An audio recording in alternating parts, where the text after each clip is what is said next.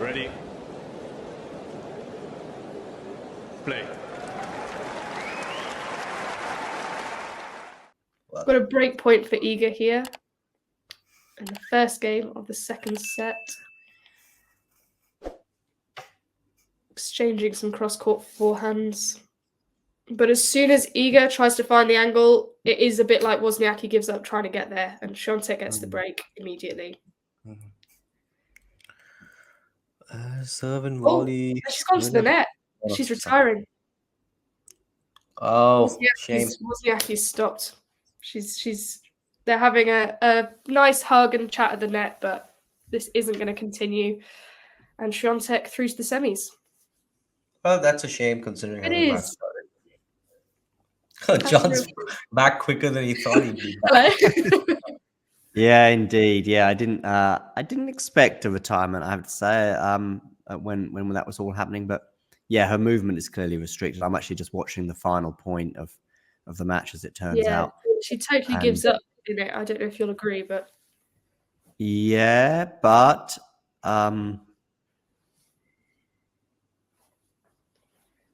yeah. I wonder if that retirement was with 100% conviction. The reason why I ask is she chose a funny angle to walk. When she finished that last point, she walks back towards her chair, and even Iga was surprised. So Iga's walking back towards her chair as well, and it's only when they get to where the umpire's chair is.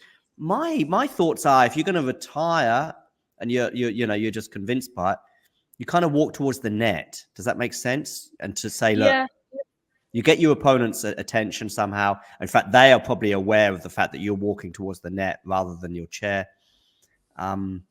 Anyway, either way, whatever. Iga is through to third consecutive Indian Wells semi-final, Kira, I'd say. Yeah. Impressive. I mean, it was a really nice comeback in the first set. You don't know how much Wozniacki was feeling the foot then. I would say, obviously, she was feeling it, but I also think Iga was in the latter stages of the first set just quite dominant anyway. Foot or no foot. So. Yeah, I listen, I was kind of surprised to see the score at 4-1, and that's pretty much when I tuned in. So I'm kind of, there'll be some conjecture about the foot today and the toe, but I think Iga's winning that match 9 times out of 10, and that's being polite, I think. The toe talk was warranted. I like that from Sean. Yeah, exactly. If she retired from the toe, then it was worth. Yeah, definitely. No, it was very warranted, that's for sure. And I guess it was just a case of she probably could have done with a few days rest, and then it would have been okay. It doesn't look like a serious thing. It's just constant, and then you just need to give it a break, and then you're fine. And the banana, by the way, conversation was relevant too, because she had a mouthful of banana as she clapped off the court. Just going to listen to Iga's words. Just a second. As I said yesterday, 2 days ago, huge respect for her, and I'm sad that we had to finish that way, but I hope she's going to be recovering, and she's going to be ready for Miami. I hope so too, and we all do. That's pretty incredible for you to say, right? You have a lot of respect for Caroline, but let's talk a little bit about your game, how well you've been playing, how confident you are to come back to Indian Wells, being a former champion from here. First set, she broke out early. She was up 4-1. Things started to click in for you. How did you change things up? Honestly, I just wanted to, hit the ball more clean, honestly. Because, it wasn't easy. I had many chances, but with her defense, she's kind of putting pressure on the opponents because you're, playing the forehand, backhand everywhere. She's running a lot and giving everything back. So sometimes I made mistakes. I couldn't really finish the rally, but then I wanted to really just stay patient and calm and try to be more solid. And at the end, I think in second set, I don't know. I just felt like I can go for it, but I wanted to also, implement some stuff in the second set, but didn't get a chance. So maybe next time. We'll talk a little bit, and I'll let you go. By the way, through the semis, congratulations. The weather's been tricky. We call it tennis paradise here, but every once in a while you get thrown a twist. If wind picks up, it gets sandy. What kind of adjustments at your level of tennis do you have to make? Well, honestly, with my game, I think I can play, any conditions because I can spin the ball a lot and it's helping, when it's cold, when it's hot. But for sure, we're working on the tension in terms of the strings. But yeah, today was tricky because I have to put a lot of power myself. So you have to balance if you want this ball, to fly a little bit faster or you want more control. And I was actually changing, during the set my rackets a little bit. So, yeah, it worked. That's the secret, right? You can play well in any condition. I think we all are very well aware of that. Congratulations. Soon the semis. There we go.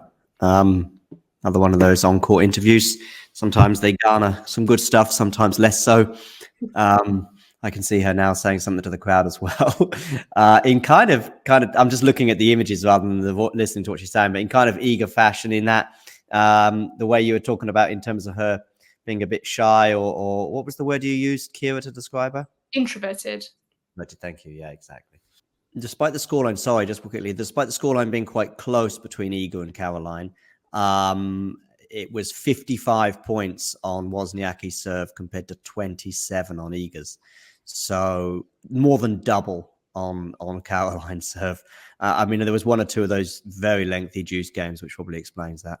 We've got Yuan Goff to come and Zachary Navarro.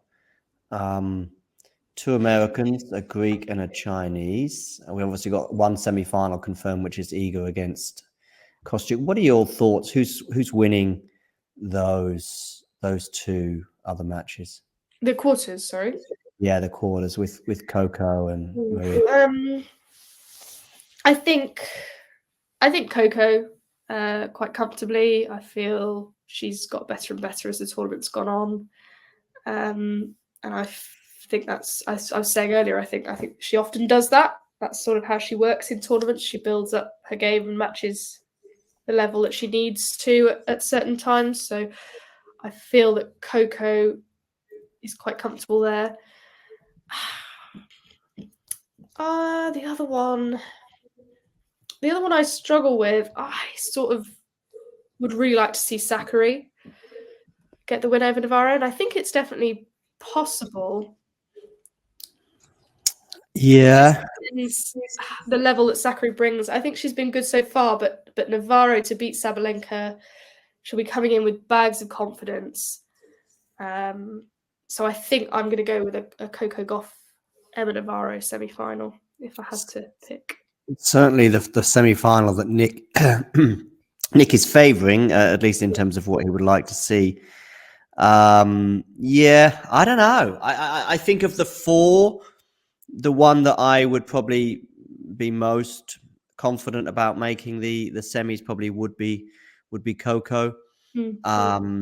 I don't think Coco is playing anywhere near the level that she was producing back in August, September last year.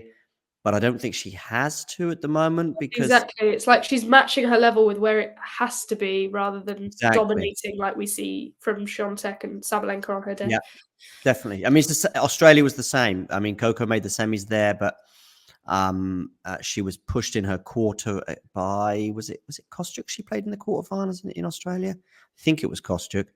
And then, she sort of forced her way through. And that was that. I just haven't seen anything from Coco since then that suggests that she's Coco hasn't lost in the US since Miami last year. Okay, I mean, I'm guessing that's because this is the first tournament since the US Open in the US, I guess, that she's played anyway. Because she didn't play San Diego either in September last year or in February this year. Maria is an interesting one though. I don't know. Again. Her draw's not been too bad. She beat Garcia in straight sets. I guess that was the standout result for me. But you've got to understand that I spend a lot of time with Vance, who basically spends 50% of his time talking about both wings. That's all he talks about.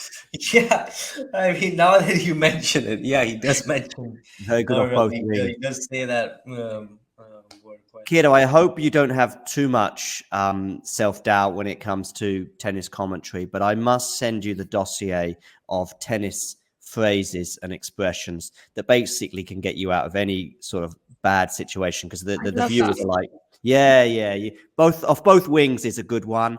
Matchup, talk about matchup, depth on the ATP side, depth on the WTA side, but also depth in terms of shots.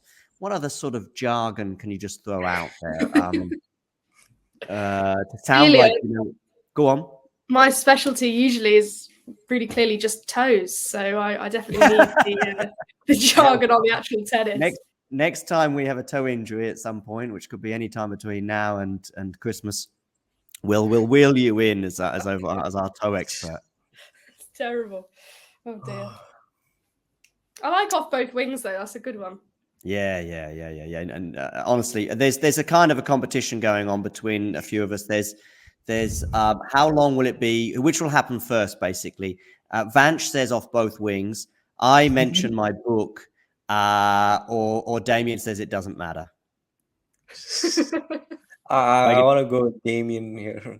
It doesn't matter. But Damien started this when I think Dan Evans broke Carlos Alcaraz in second or third. I think it was probably third set last year. And Jack was like, oh, this could be a match.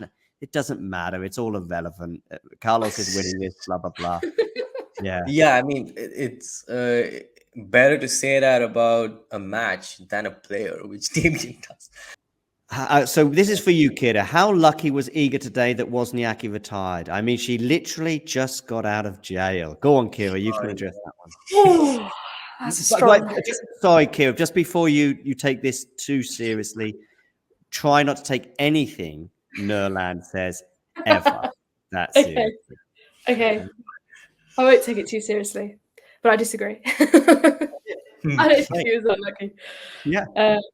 Yeah. She did get out of jail, and I think she would have stayed there quite comfortably, whatever. Yeah. Retirement or no retirement. She had the keys. Boom. Yeah. Absolutely.